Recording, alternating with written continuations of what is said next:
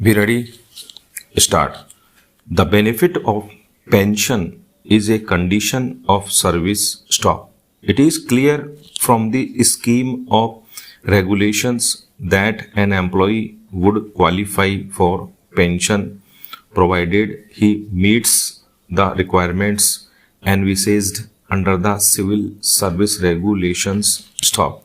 It is well settled that the conditions of recruitment cannot be relaxed and recruitment resorted to dehorse the statutory rules is a nullity. Stop. The authoritative decision in this regard rendered by the apex court in case of state of Karnataka versus Uma Devi 2006 for SCC 1 lays down the law. Stop.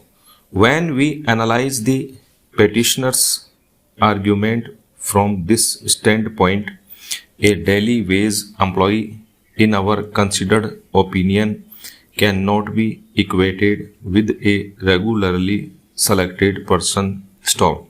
The apex court, in a catena of judgments, has spelled out the distinction.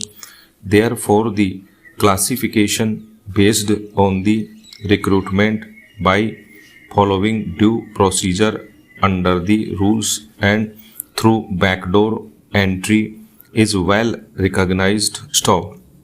Once the classification in the matter of recruitment is recognized distinguishably, any challenge to a provision which grants protection of pension to the requisite length of substantive service alone would be misconceived and contrary to the spirit of Article 16 of the Constitution of India. Stop.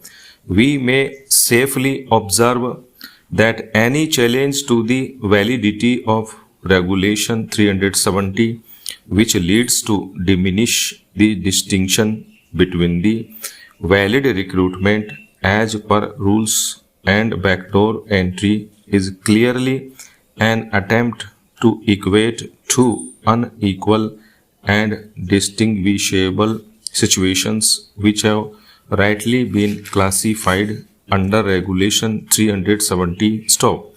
For achieving the goal of Article 16 of the Constitution of India, it is essential to draw such a distinction, and the same would not impinge upon any fundamental right available to the petitioner under Article 14 of the Constitution of India, as such challenge to the validity of Regulation 370 fails. Stop.